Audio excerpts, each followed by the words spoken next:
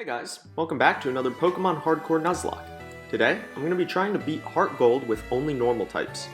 The full rules are on the screen right now, but basically, I can only catch the first eligible encounter in any area. If a Pokemon faints during battle, it's considered dead, and I can't overlevel the next gym leader's ace or the final Elite Four member. Normal type Pokemon are pretty common. In fact, there are 27 distinct normal types in the regional decks of these games. Of course, not all of these are actually going to be obtainable in this playthrough. 6 Pokemon are exclusive to the postgame, and 2 Pokemon are exclusive to Soul Silver. And I'm choosing not to use Ditto because its type changes when it uses Transform. We don't have much diversity in terms of secondary typing, other than Flying and one single Psychic type. But still, normal types can get some pretty good type coverage with their moves, so we'll see what we can do. The game starts, like all Pokemon games, with the professor giving me the choice between 3 starters. None of them are normal types, and none of them would give my rival a serious advantage or disadvantage, so I just picked Totodile because it'll be convenient for HMs. Professor Elm sends me to pick up an egg from Mr. Pokemon on Route 30, and since I can't catch any normal types yet, I just avoid any wild Pokemon on the way there. I have my first rival battle on my way back, and this is the only time that I'm using a non-normal type in battle. After returning the egg to Professor Elm, Lyra teaches me to catch Pokemon, and I can finally get my first normal type, a Sentret on Route 29 who I named Sally. This is the only place where I can find Sentret until the Safari Zone, and there are a lot of other normal types on this route, so I was pretty lucky to get this encounter. And then my luck immediately runs out as Sally gets knocked out by a wild Pidgey. On attempt number 2, I encounter another wild Sentret, who I named Doug, and let's try to keep Doug alive a bit longer. On Route 30, Doug survives long enough for me to catch a Pidgey, who I named Anne. But immediately after, youngster Joey's top percentage Rattata gets a critical hit to knock out Doug.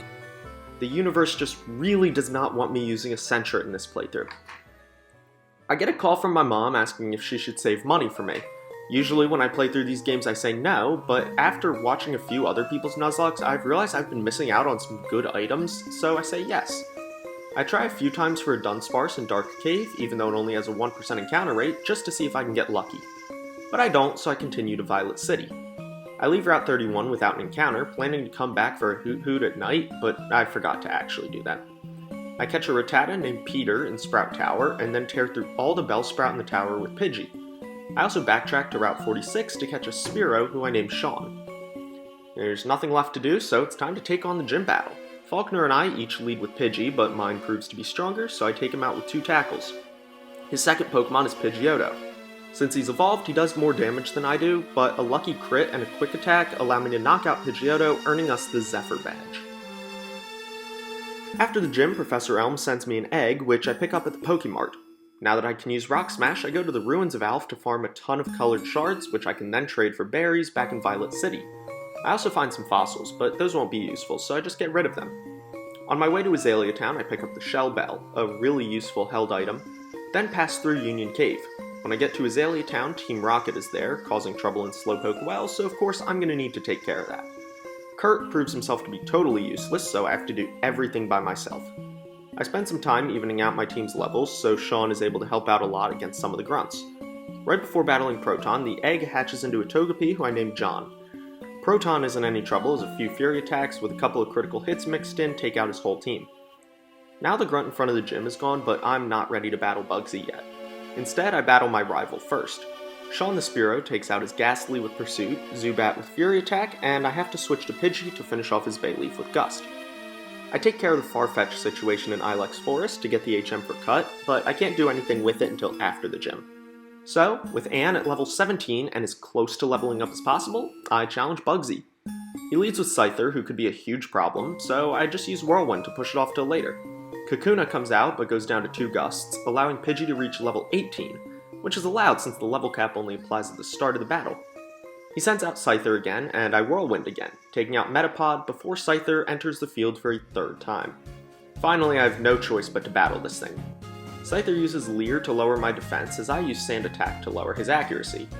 It's super risky for me to stay in and rely on lowered accuracy, as my lowered defense means I could easily get one shot if he breaks through and gets a crit. But I managed a total of 4 Sand Attacks before he hits a single Quick Attack, which doesn't crit. Now I can switch to Sean and slowly chip away with Peck as Scyther misses 3 quick attacks, earning me the Hive badge. Pidgey evolves into a Pidgeotto thanks to the experience from the gym battle, and now I can use Cut to move further into Ilex Forest. A move tutor here gives me access to Headbutt, so I return to Azalea Town to catch an Aipom, who I name Allie. I continue north and reach Goldenrod City, and then go further north to grind for levels against a few trainers. Pidgeotto is already at the level cap in 19, but I don't want to have to rely on a single Pokemon for the gym battle. I find the Soothe Bell in National Park and give it to Togepi since it needs high friendship to evolve. On Route 36, I catch a Stantler who I name Caitlin. Since one of the slots on my team is being reserved for an HM user, I have to drop Aipom from the team to make room for Stantler. After a bit of level grinding, I decide it's time to take on the gym. Whitney's Clefairy can't really do anything as it goes down to 2 stomps, and it's time for the infamous Miltank. I use Sand Attack to lower its accuracy, and Leer to lower its defense, and then Stomp twice to knock it out, as Whitney hands over the Flame Badge. With the badge obtained, I can now fight the Sudowoodo that blocks the path to Ecruteak. I don't have any good moves to use against a rock type, and it knows Low Kick, which could be a problem for my normal types, but with a ton of Growls and Leers, I can slowly take it down. I meet Bill in Ecruteak City Pokemon Center, and I could talk to him in Goldenrod to get an Eevee, but I wouldn't be able to evolve it, so I decided it's not worth the time. I can go west from Ecruteak to routes 38 and 39 to get 2 new encounters. I'm hoping for at least one of them to be a Tauros, which is a super powerful Pokemon, but my first unique encounter on Route 38 ends up being a Snubbull with a 1% encounter rate. On Route 39 I get a Farfetch'd who I name Janice, which means Tauros and Miltank are both unavailable until later. I add Snubbull to my team before returning to Ecruteak. Togepi evolves into a Togetic, and Spearow evolves into a Fearow before my battle with my rival in the Burnt Tower.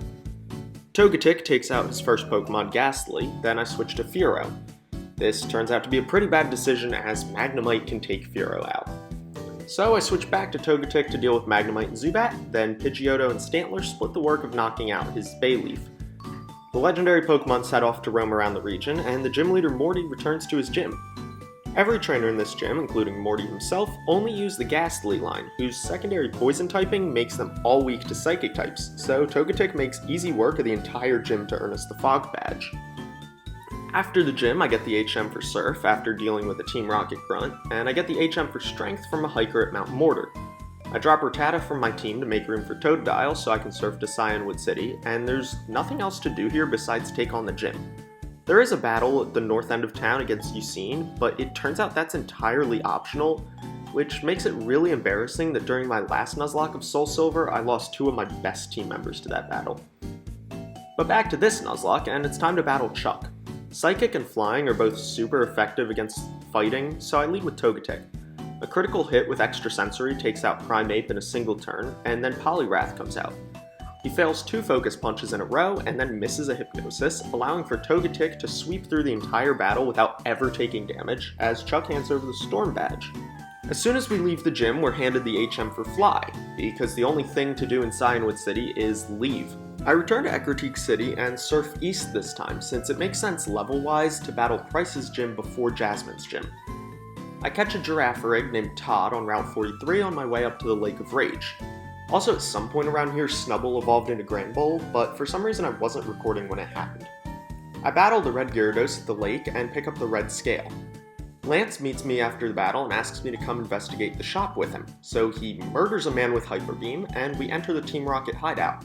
I have to battle Petrol to get the password to the generator room, then join Lance for a hilariously unbalanced battle against Ariana, and finally shut down the generator. With Team Rocket cleared out of Mahogany Town, the Ice-type gym opens up. Since a couple of my Pokemon are flying types, this could be a bit of a rough one. I lead with Stantler to take down Seal. Next up is Price's Piloswine, which can be a huge problem because of Snowcloak and Blizzard if he sets up Hail. So I make sure that can't happen by using Confuse Ray and Hypnosis, then using Leer to lower his defense while he sleeps, and finally knock him out. His last Pokemon is Dugong, and since it's part water, I send out Granbull to use Thunder, which I bought from the department store. And with that, Price hands over the Glacier Badge. The level cap only goes up by a single level between Price and Jasmine, and I still have to get through the Lighthouse before I can challenge the gym, so I take this as an opportunity to train up Aipom a little bit. I meet Jasmine at the top, and she sends me to Cyanwood City to pick up medicine for the sick Ampharos. I do, and she returns to the gym. But before I go to battle her, I get a call inviting me to the Safari Zone. I'm not actually going into the Safari Zone, just to a patch of grass on the route outside of it, so I can finally catch a Tauros, which I missed out on earlier, who I named Steve. Now I can fly back to Olivine City to take on the gym. I taught Togetic Fire Blast with a TM from the department store and just obliterate all of Jasmine's Pokemon in a single hit each for the Mineral Badge. After leaving Jasmine's gym, I get a call from Professor Elm about Team Rocket causing trouble in the radio tower. I pick up a Team Rocket disguise to sneak in, then my rival shows up and blows my cover. I make my way to the director's office where I battle Petrol. His team is annoying with 5 coughing and a wheezing, but not particularly difficult as Togetic knocks out his whole team with extra sensory. He gives me the basement key to go rescue the director, and in this portion I have to battle my rival again. I lead with Togetic and he leads with Golbat. I get him into the red before he confuses me and switches to Magnemite. I get some bad luck at first with confusion and paralysis, but pull through to take out Magnemite and Sneasel with Fire Blast. Golbat comes back out, so I switch to Granbull to take him out with Headbutt.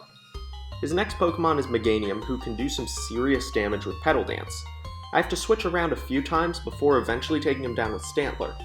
And like that, he's down to his final Pokemon, Haunter. Stantler's only attacking move is a normal type move, which can't hit ghosts, so I decide to just use Confuse Ray before switching out. But Haunter breaks through confusion to use Mean Look, trapping me on the field with a Pokemon that can't do any damage. Then he uses Curse, and there's nothing I can do as I watch Stantler go down to the combination of Mean Look and Curse. Luckily, because he hurt himself with Curse and Confusion, Tauros can come out to finish him off with one last pursuit. I replace Stantler with Girafarig before I continue into the rest of the basement. Here I meet the director, who gives me the card key needed to reach the observation deck. Back in the radio tower, I battle Proton and Ariana, neither of which are much of a problem. The biggest threat here is Archer, the final Rocket executive. His Houndoom can be a huge problem, but I bought the TM for Focus Blast to teach to Granbull, which takes out both Houndour and Houndoom. But they both outspeed and hit 1 Fire Fang each, which means I have to switch out to Togetic to take out his last Pokemon, Coughing. Now with Team Rocket out of the way, I can continue on to the last gym. I head east from Mahogany Town to Route 44, and surf to the patch of grass in the middle of the lake to find a Lickitung who I named Larry. Larry's going to take Girafarig's place on the team for now. I pass through Ice Cave and pick up the HM for Waterfall before making it out to Blackthorn City on the other side. The gym here is a Dragon-type gym, and I don't really have any great counters to dragons, so I train up to the level cap so that I can just brute force my way through the gym. While I'm training, Aipom, Pidgeotto, and Lickitung all evolve. For one last bit of preparation, I go to the ruins of Alph to break some rocks. Ambipom learned Fling, which deals damage based on the user's held item. If the user flings a fossil, the move has a base power of 100. But of course I sold all the fossils I got earlier because I expected them to be useless, so I have to get another one. And with all my prep work out of the way, it's time to challenge the final gym leader of the Johto region, Claire. I lead with Granbull, who misses Thunder on the first turn and just fails to KO Gyarados on the second. She uses a full restore, and then I survive a Dragon Rage on just 4 HP before bringing her back into the red and paralyzed. Thanks to her lowered speed from paralysis, I can knock her out with a Headbutt. Next up is her first Dragonair. I switch to Larry, the Licky Licky, as she paralyzes me with Thunder Wave. I still manage to knock her out with 2 slams. Next up is Kingdra, and I incorrectly predict that Licky Licky is bulky enough to survive a single Hydro Pump. His time on the team was very short-lived. I send out my newly evolved Pidgeot to use Sand Attack to lower Kingdra's accuracy. Claire has the same idea with Smokescreen, but just wastes a turn since Pidgeot has a Keen Eye. I managed to lower her accuracy a full 6 times as she only hits a Hydro Pump once. I do a tiny bit of damage by U-turning to Ambipom. I use Tickle 3 times to lower her defense before flinging the old Amber, which doesn't even KO. Kingdra hits one last Dragon Pulse before I knock her out. Claire's last Pokemon is a second Dragonair, but Ambipom stays in to just take it out with Double Hit. Claire doesn't hand over the badge immediately after I defeat her, so we have to go to the Dragon's Den behind the gym and prove my worth to the Elder before Claire finally gives me the Rising Badge. Even though I have all 8 badges, there's one last bit of story I need to complete before I can take on Victory Road. Professor Elm gives me the Master Ball and sends me to Ecruteak City to talk to the Kimono Girls. Here, I have to battle all 5 of them in a row without a chance to heal or rearrange my team in between. I lead with Togetic, with the plan to put each Pokemon asleep with Yawn, and then switch out to knock them out while they're asleep. This works for the first 3 Pokemon, Umbreon, Espeon, and Flareon. But when Jolteon comes out, I know Togetic can't take a single Thunderbolt, but if I switch, I'd be giving Jolteon a free turn to attack. So I let Togetic go down to give me a free switch to Ambipom. From here, I can take Jolteon down with a few double hits. The final Kimono Girl uses a Vaporeon, and since my first Pokemon fainted, I lead with Granbull this time. I survived 2 Surfs on just 1 HP as I hit 2 Thunders, but that's not enough to knock her out, so I send out Steve the Tauros to take her down with, well, takedown. With all of them defeated, I get the clear bell to encounter Ho-Oh.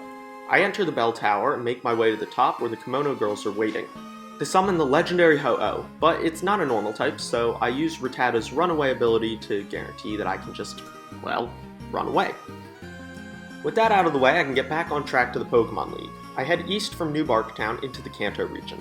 Once I'm in Kanto, I catch my final encounter of the run, a Doduo who I named Darlene. And I was gonna catch her in the Master Ball, but I forgot. Oh well. Eventually I make it to the gates of Victory Road, and then immediately turn around and leave. I don't need to use Surf inside the cave, and I can now fly back and forth to this point, so I can go back to a Pokemon Center to swap out my Totodile for Doduo. There are no trainers in Victory Road, so I can just use a Repel and run through the entire place in a matter of minutes.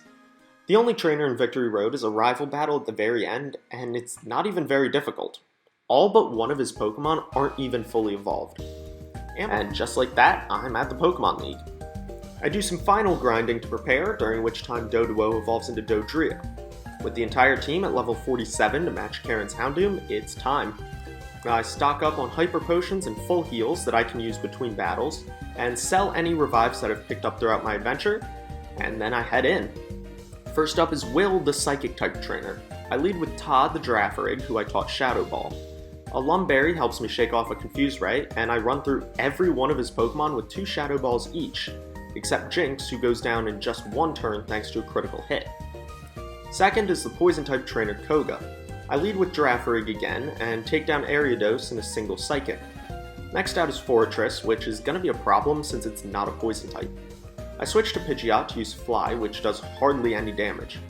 I chip away at his health so slowly until he's finally down to the red, where one final Fly to knock him out misses, and instead he knocks out Pidgeot with an explosion. That one hurt. Pidgeot's been on my team since before the first gym. I bring Girafarig back out to finish off the rest of his team with Psychic. Third is Bruno, the Fighting-type trainer. I could sweep yet another Elite Four member with Girafarig, but I decide to share the spotlight with Dodrio. And this is where the fun of this Elite Four really begins. Dodrio knows the move Acupressure, which raises one random stat by 2 stages at a time. I get enough evasiveness boosts early on to avoid taking hits while I continue to set up. After a few turns, I have the attack and speed necessary to sweep his entire team. It gets a little dicey when his Onix sets up Sandstorm, which does damage every turn, but I managed to pull through. It's time for the 4th and final Elite Four member, Karen. While I'm setting up Acupressure on Dodrio, she's setting up with Double Team on her Umbreon. So by the time I'm ready to start attacking, I can't land a single hit. I end up getting confused and bringing myself down to just 2 HP before I manage to knock out Umbreon. At this point, I'm in range that any attack would knock me out, but I make a risky play and stay in against all of her next 4 Pokemon to knock them out with Fly. I realize after the fact that I have the TM for Roost, which would have made both of the previous battles a lot less stressful. And now it's time for the champion, Lance. During my last playthrough of Soul Silver, I could not defeat Lance. I legitimately tried so many times and it was just impossible. So this time, I'm not just here to defeat Lance, I'm here to utterly destroy him. I lead with Granbull, who hangs on through Gyarados' waterfalls just long enough to land 3 charms to get his attack as low as possible. At this point, I don't want to knock him out just yet, so I let Granbull go down to give me a free switch to Dodrio. And now we can start setting up. I set up 21 Acupressures, with a few Roosts in between for when Gyarados rarely manages to land a hit, and once my attack, defense, special defense, speed, accuracy, and evasion are all maxed out, it's time to start attacking. Every single one of his Pokemon goes down to a single hit. Was it overkill? Yes. Was it really fun? Yes. And so, I've defeated all 8 gym leaders of Johto and the Indigo League with only normal type Pokemon. If you enjoyed this video, please like, comment, and subscribe as it would really help me to grow the channel. See ya!